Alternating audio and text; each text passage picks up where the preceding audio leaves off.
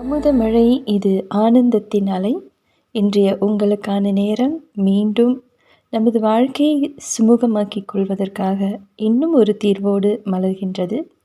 இனி ஒரு விதி செய்வோம் என்ற தொடரில் வெற்றி மேல் வெற்றி என்ற தலைப்போடு உங்களை சந்திக்கின்றேன். Bupa, Malaysia.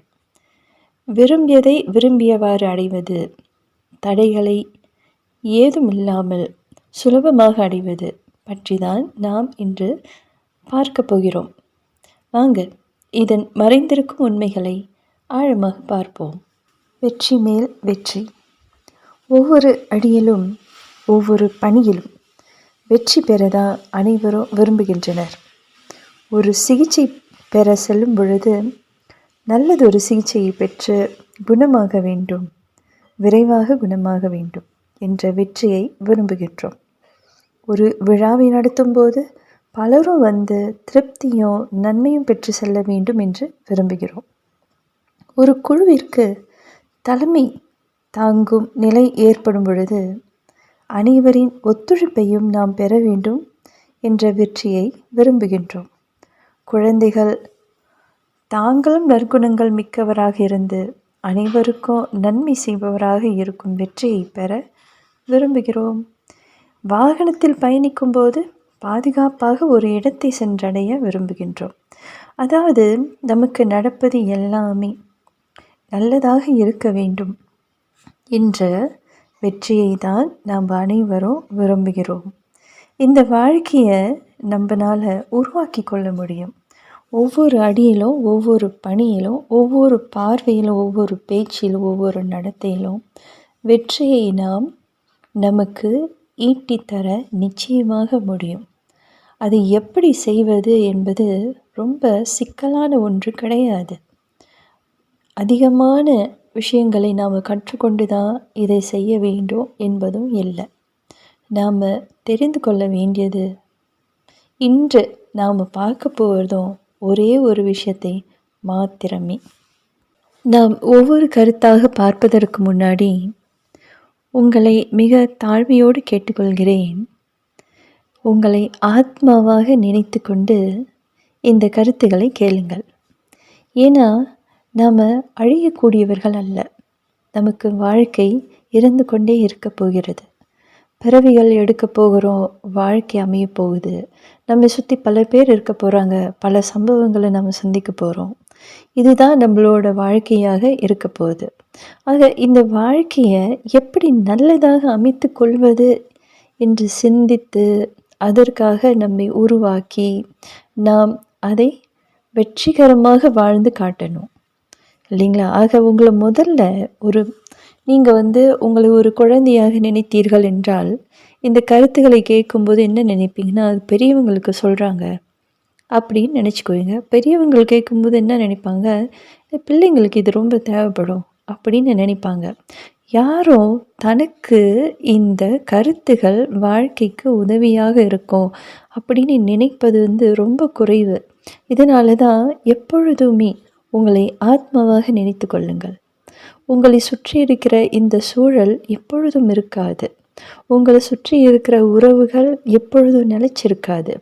ஆனால் எப்பொழுதுமே ஏதோ ஒரு உறவு இருக்கும். நம்மை சுற்றி ஏதோ ஒருவர் இருப்பார், யாரோ ஒருவர் இருப்பார். ஏதோ ஒரு சம்பவம் நிகழ்ந்த வண்ணம் இருக்கும். ஒவ்வொரு காட்சியும் வந்து கொண்டே தான் இருக்கும்.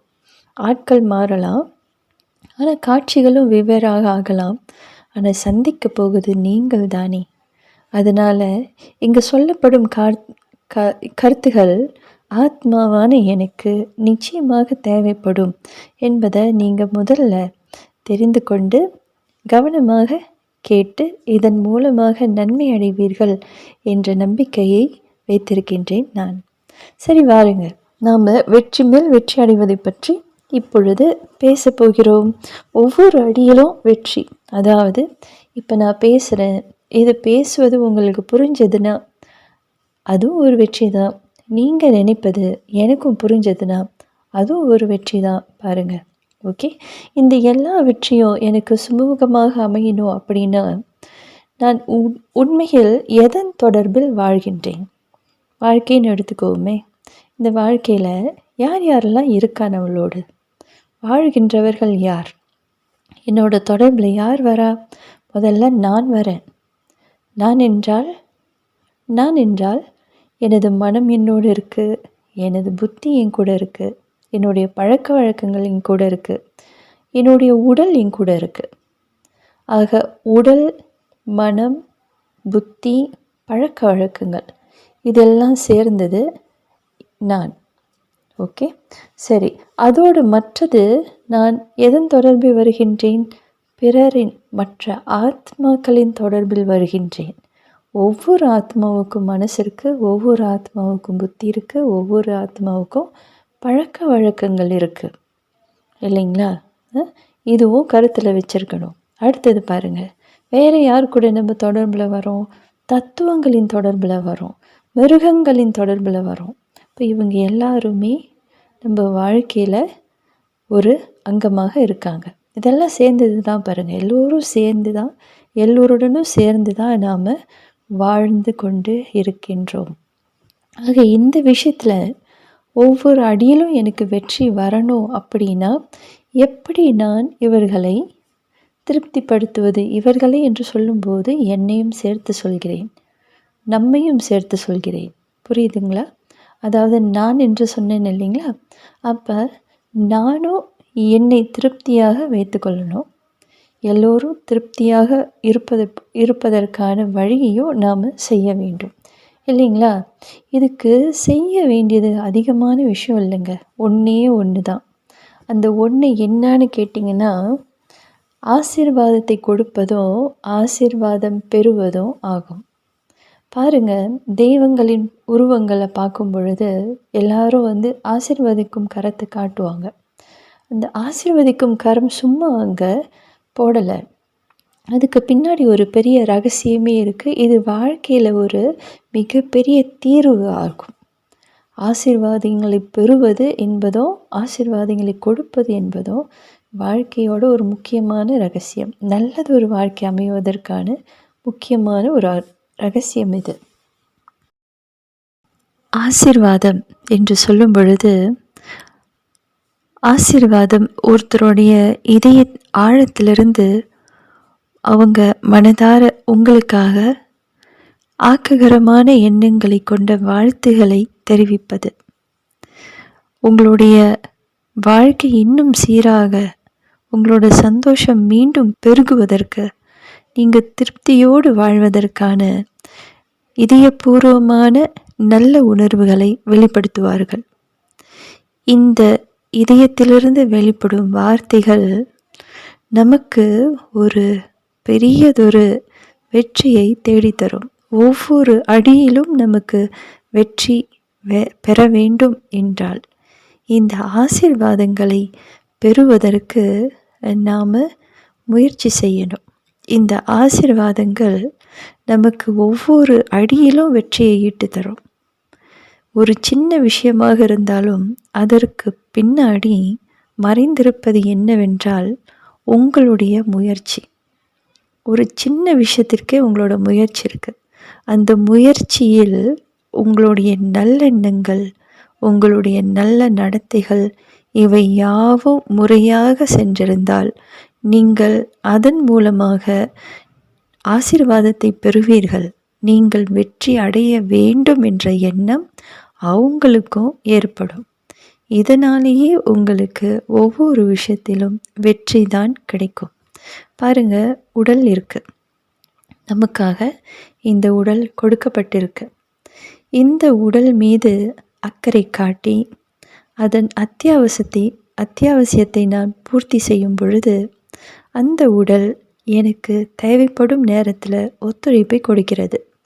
அதிக நேரம் படிக்க வேண்டியிருக்கு அல்லது நான் பொதுவாக செய்யக்கூடிய அந்த நேரத்தை விட இன்னும் கொஞ்சம் கூட ஏதோ ஒரு செயலை செய்ய வேண்டி வருகிறது என்றால் உங்களோட உடல் ஒத்துழைப்பு கொடுக்க தயாராக இருக்கிறது.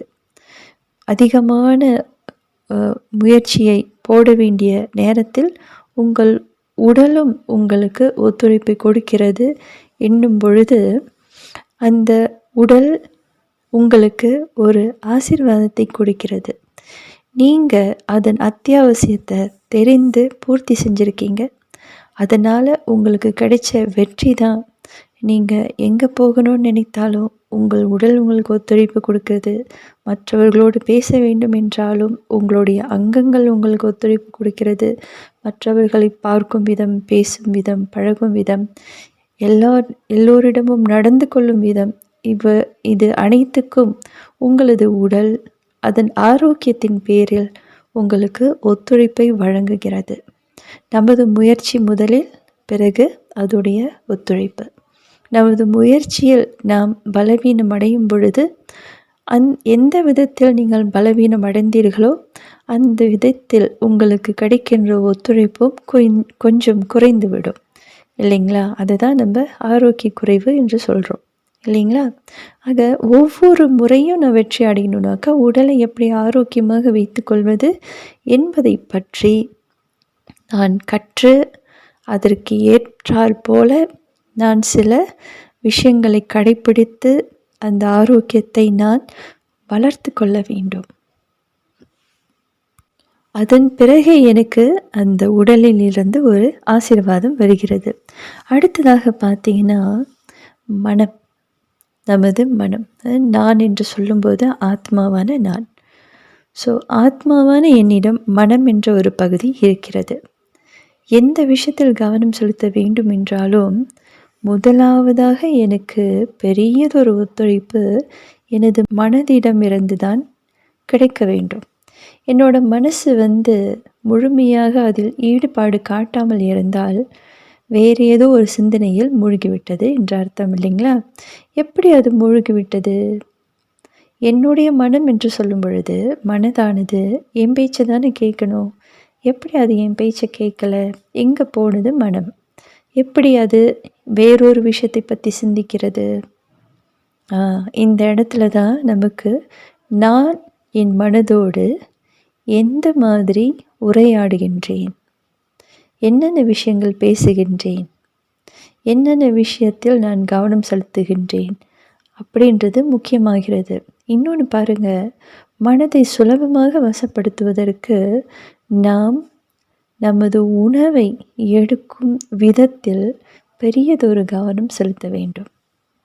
உணவை சமைக்கும் பொழுது நல்லதொரு உணர்வோடு நாம் சமைத்து பிறகு கடவுளின் நினைவோடே அந்த உணவை சாப்பிடும் பொழுது மனம் உடனே உங்கள் வசப்படும். உங்களுக்கு இணைய தனது செயலை செய்ய ஆவலாக இருக்கும். நீங்கள் பார்க்கலாம், மனசு அமைதியாகி இப்போ நான் என்ன செய்யணும் அப்படின்னு உங்களை கேட்பது போல இருக்கும். மனம் வெறுமையாகிவிடும். நீங்கள் இந்த மாதிரி அக்கறையோடு கடவுளோட நினைவிலிருந்து சமைச்சு கடவுளோட நினைவிலிருந்து சாப்பிட்டு பாருங்கள். இப்போ கடவுள் ஒரு தூய்மையான ஒரு சக்தி பாருங்கள், அதி உயர்ந்த ஒரு சக்தி கடவுள். அவர்கிட்ட புனிதமான உணர்வுகளை தவிர வேறு ஒன்றுமே இல்லை. அப்படிப்பட்டவரை நினைத்து கொண்டு நாம் உணவை உண்ணும் பொழுது மனம் நமக்கு கட்டுப்பட்டு நாம் என்ன சொல்கின்றோமோ அதை நிச்சயமாக செய்யும். அதனால தான் நாம் அவ்வளோ அக்கறை செலுத்தணும் உணவின் பேர்லேயும் மனதின் பேர்லேயும். ஏன்னா மனசு என் கூட இருக்கும் பொழுது நான் எந்த ஒரு காரியத்தையும் நல்ல முறையில் சாதிக்க முடியும் பாருங்கள்.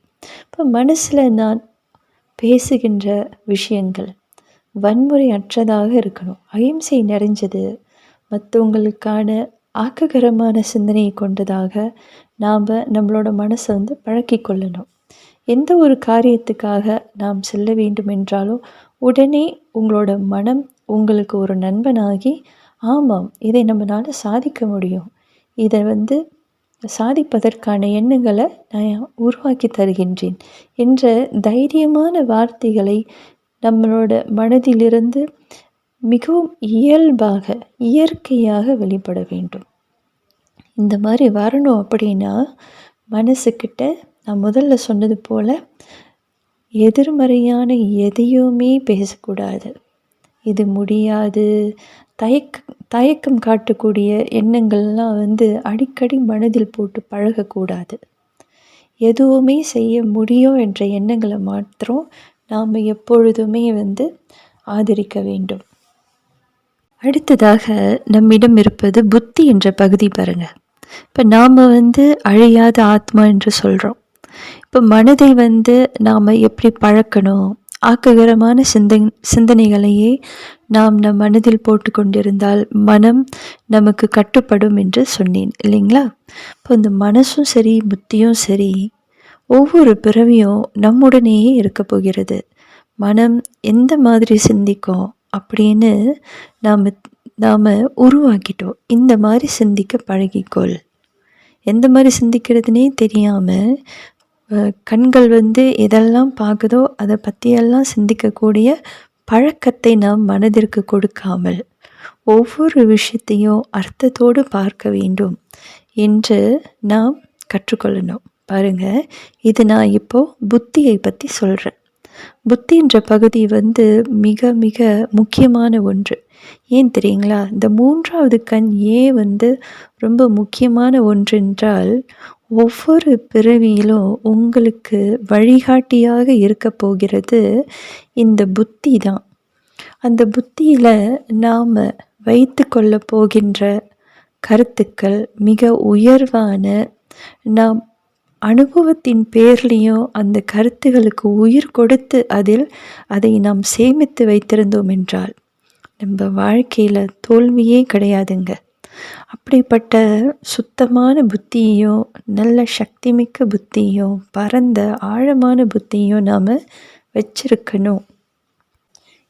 ஆழமான பரந்த புத்தியை வைத்திருக்கும் பொழுது, கூர்மையான புத்தியை, சமயோசிதமான புத்தியை நம்ம வச்சிருக்கும் பொழுது எந்த ஒரு விஷயத்தையும் நம்மளால் நல்லா தெளிவாக புரிந்து கொள்ள முடியும். அதற்கு ஏற்ற சரியான நடத்தைகளை நாம் தேர்ந்தெடுத்து செய்யவும் முடியும்.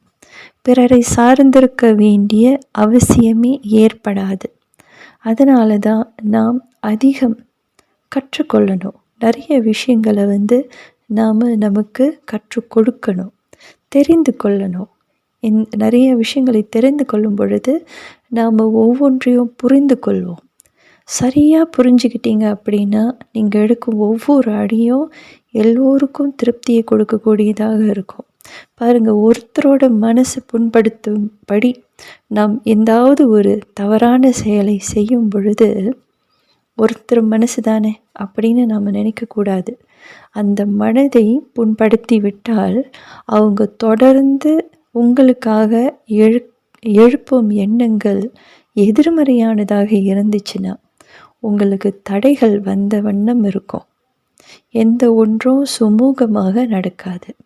இதுக்கு காரணம் அந்த விஷயத்தை தெரிந்து கொண்டு அல்லது கொஞ்ச நேரம் அதை பற்றி சிந்தித்து நான் செய்யாமல் போனது தான்.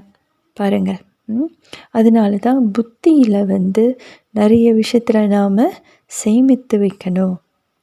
எப்படிப்பட்ட விஷயங்களை சேமிக்கணும்? முக்கியமாக நாம் புத்தியை சுத்தமாக வைக்கும் பொழுது தான் நல்ல விஷயங்களை நம்ம அதில் சேகரிக்க முடியும்.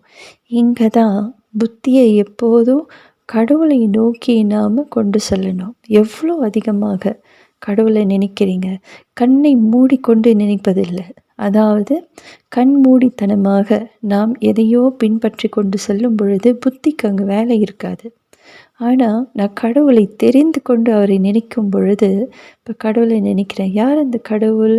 என்னை தூய்மையாக்குபவர் கடவுள். என்ன தூய்மையாக்குறாரு? என்கிட்ட என்ன அழுக்கு இருக்குது?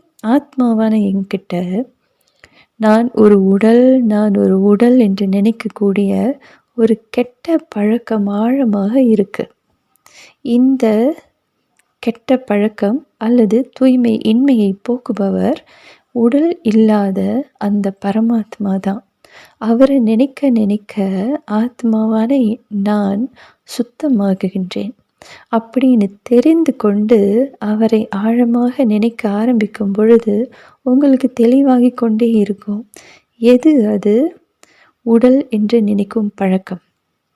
எது அது ஆத்மா என்று நினைக்கும் பழக்கம்? ஆத்மா என்று நினைத்து நான் செய்கின்ற செயல்கள் என்ன? அது எப்படிப்பட்ட விளைவை தருகிறது? எப்படிப்பட்ட வாழ்க்கை எனக்கு கொடுக்கிறது? ஒருத்தரை பார்க்கும் பொழுதே ஆத்மாவாக நான் பார்க்கும்போது எனக்கு என்ன நடக்கிறது? அவருக்கு என்ன நடக்கின்றது?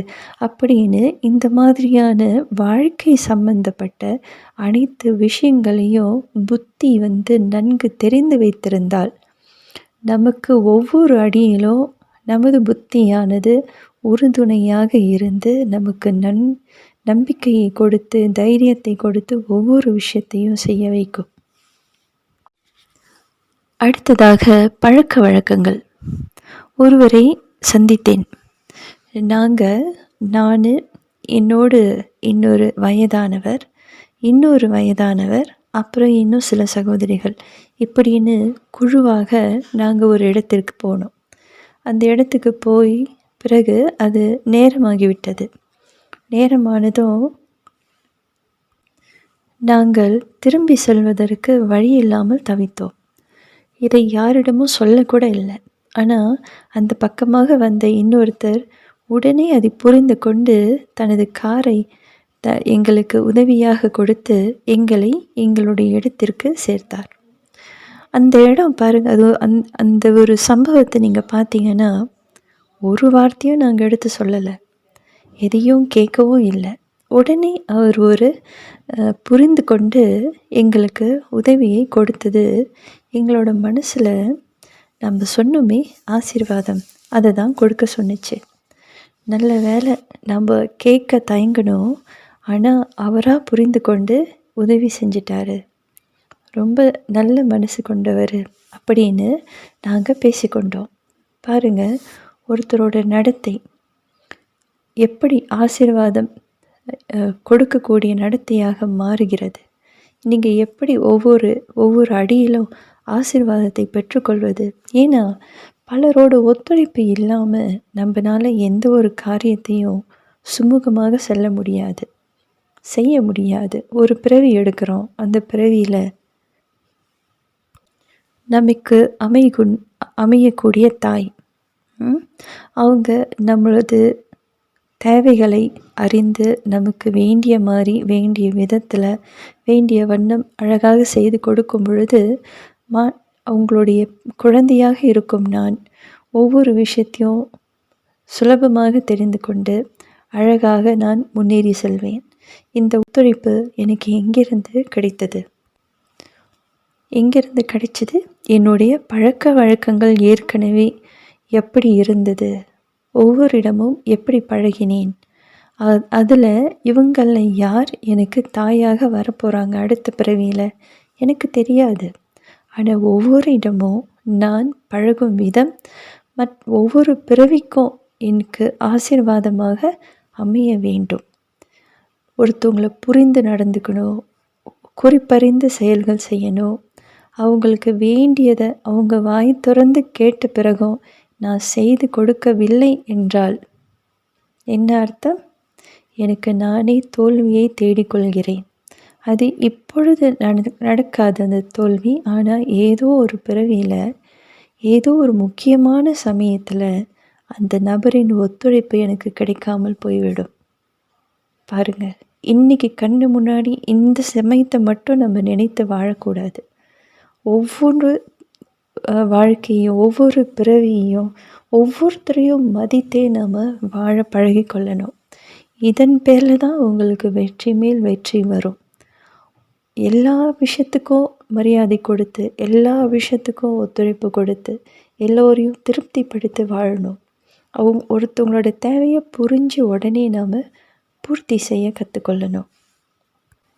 முகமலர்ச்சியோடு ஒரு பணியை ஏற்றுக்கொள்வது, அக்கறையோடு அந்த பணியை நல்ல விதமாக பூர்த்தி செய்வது, உதவி என்று வந்தவருக்கு அவர் எதிர்பார்த்ததை விட அதிகமாக நல்லபடி திருப்திகரமான உதவியை மனசார செய்து கொடுப்பது, முகம் சுளிக்காமல், கோபித்து கொள்ளாமல் எந்த ஒன்றையும் நல்ல மாதிரி நடத்துவது, இது எல்லாமே நமக்கு திரும்ப வரும். ஒரு விஷயத்தை சகித்து கொள்வது, ஏற்றுக்கொள்வது, மன்னிப்பது, மறப்பது, இது எல்லாமே நமக்கு ஒரு பிறவிக்கல்ல பல பிறவிக்கு சந்தோஷமான வாழ்க்கையை அமைச்சு தரும்.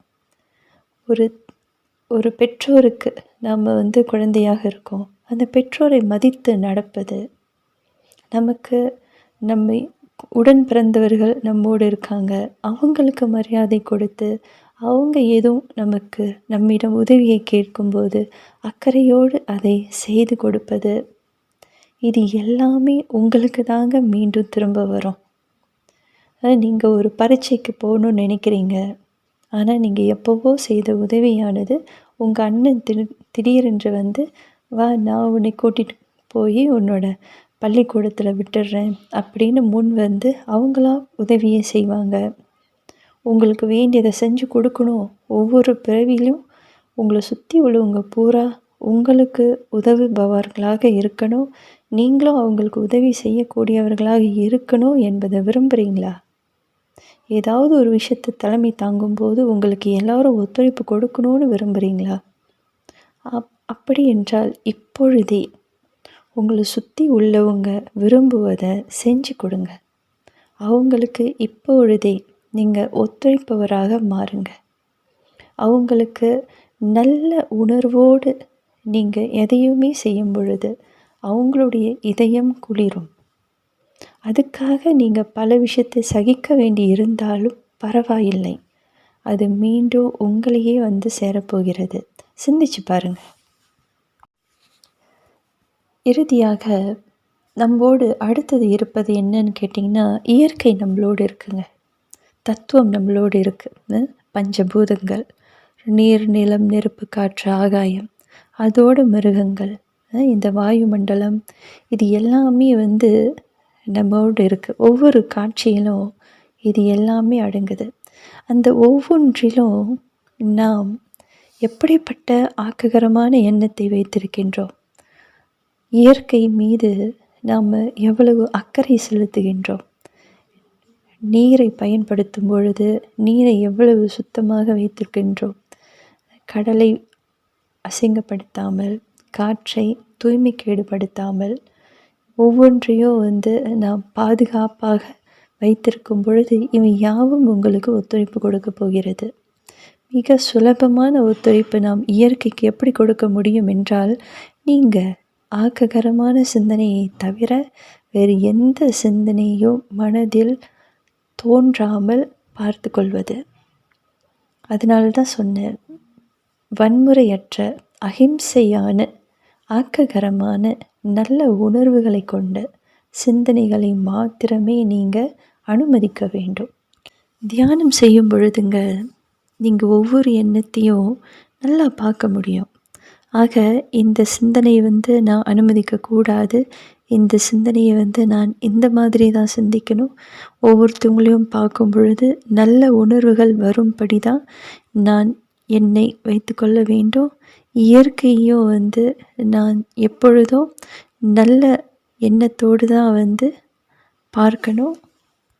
மழை தூறும் பொழுது ஐயையோ மழை வந்துருச்சே என்று நாம் அலட்டிக்கொள்வது, அது வந்து ஆக்ககரமான சிந்தனை இல்லைங்களே. அதை பற்றி சிந்திக்கக்கூட வேண்டியதில்லை. மழை வந்துடுச்சு, மழை வந்தால் அதுக்கப்புறம் நம்ம என்ன செய்யணுமோ அதை மட்டும் செஞ்சுட்டு போக வேண்டியதான். ஆனால் ஐயையோ இன்னும் பாவிக்கவே கூடாதுன்னு சொல்லுவாங்க. என்ன சொல்ல வராங்க அப்படின்னா, எதிர்மறையான சிந்தனைகளை என்றைக்குமே நீங்கள் தொடக்கூட வேண்டாம், இல்லைங்களா?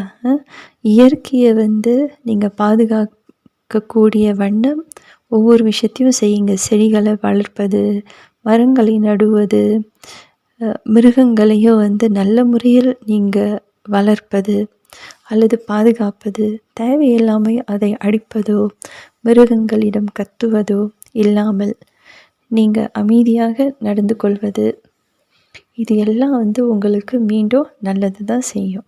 நீங்கள் எவ்வளவுக்கு எவ்வளவு இயற்கையை விரும்பியவராக, இயற்கையோடு சேர்ந்து வாழ்பவராக இருக்கீங்களோ, உங்களுக்கு இயற்கையும் ஒத்துழைப்பு கொடுக்கும். புகைப்பிடிப்பது தானே, நான் தானே பிடிக்கிறேன் அப்படின்னு காற்றை வந்து தூய்மைக்கேடு அடைய செய்யக்கூடாது. நீங்கள் புகைப்பிடிப்பது தேவையில்லை, நல்லதில்லைன்றது உங்களுக்கு தெரியும். உடலுக்கும் நீங்கள் ஆசீர்வாதம் கொடுக்கல, மற்றவர்களுக்கும் நீங்கள் ஆசீர்வாதம் கொடுக்கல, இயற்கைக்கும் ஆசீர்வாதம் கொடுக்கல அப்படின்னா எவ்வளோ பெரிய தவறு செய்கிறீங்க அப்படின்னு சிந்திச்சு பாருங்கள். மாமிசம் சாப்பிட்றோம். மாமிசம் சாப்பிடும்போது என்ன நடக்குது? இயற்கையோடு ஒத்துழைப்பா கொடுக்குறோம்? இல்லைங்களே. இயற்கைக்கு நாம் எதிர்ப்பு தான் கொடுக்குறோம் இல்லைங்களா? அது மாமிசம் சாப்பிடுவதும் உங்களுக்கு மிருகங்களிடமிருந்து ஆசீர்வாதம் கிடைக்கும்னு நினைக்கிறீங்க? கொஞ்சம் சிந்திச்சு பாருங்கள். இயற்கையோடு சேர்ந்து வாழ்வது. நமக்கு இருப்பது உடல் தானே. உடல் பஞ்சபூதத்தால் தானே ஆனது. அதுக்கு நீர், நிலம், நெருப்பு, காற்று, ஆகாயம் தானே தேவை. இன்னொரு உயிரை கொன்று தான் அதன் வீட்டை சாப்பிட்டு தான் நான் உயிர் வாழ வேண்டும் என்ற அவசியம் இல்லையே. இதெல்லாம் சிந்திச்சு பார்க்கலாம். ஏன்னா என்னோடய ஒவ்வொரு வாழ்க்கையும் சம்மந்தப்படுது இந்த விஷயம். இதுக்கு தான் நம்ம மீண்டும் மீண்டும் நமக்கு ஞாபகப்படுத்த வேண்டியது, நான் ஒரு ஆத்மா, உடல் இல்லை. நாக்குக்கு அடிமையாகி, ஆசைக்கு அடிமையாகி நான் சில விஷயங்களை செய்வது எனக்கே அது தீங்காக முடிகிறது. நான் ஒரு பெற்றோராக இருக்கின்றேன்.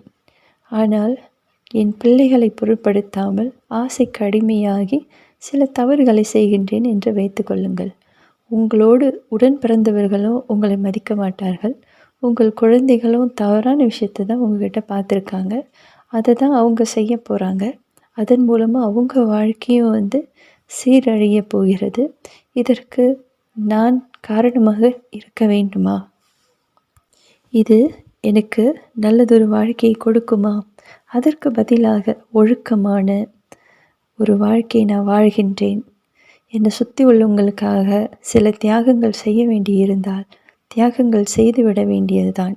ஏன்னா அதன் மூலமாக கிடைக்கும் அவங்களுடைய வாழ்த்துக்கள் என்னுடைய வாழ்க்கையை சீரமைக்கும் இல்லைங்களா? சிந்திச்சு பாருங்கள்.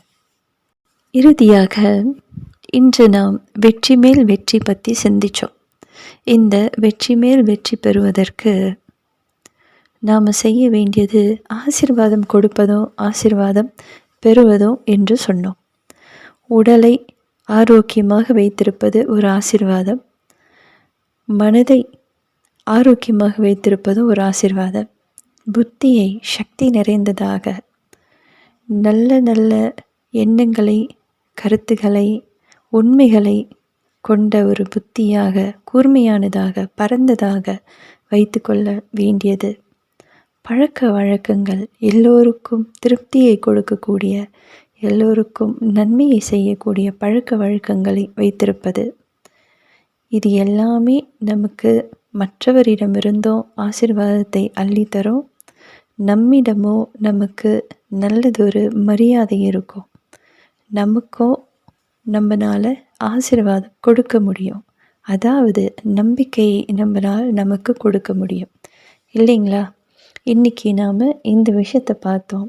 ஆக ஒவ்வொரு பிறவியும் சந்தோஷமாக அமைவதற்கான வழிமுறையை நாம் இன்று ஒன்றாக கலந்து ஆலோசித்தோம். மீண்டும் அடுத்த முறை உங்களிடம் வேறொரு நல்ல கருத்தோடு சந்திக்கின்றேன். பூபா, மலேசியா உங்களை இந்த அமுதமழை ஆனந்தத்தின் அலையில் இனி ஒரு விதி செய்வோம் என்ற தொடரில் உங்களை மீண்டும் சந்திக்கின்றேன். நன்றி, வணக்கம்.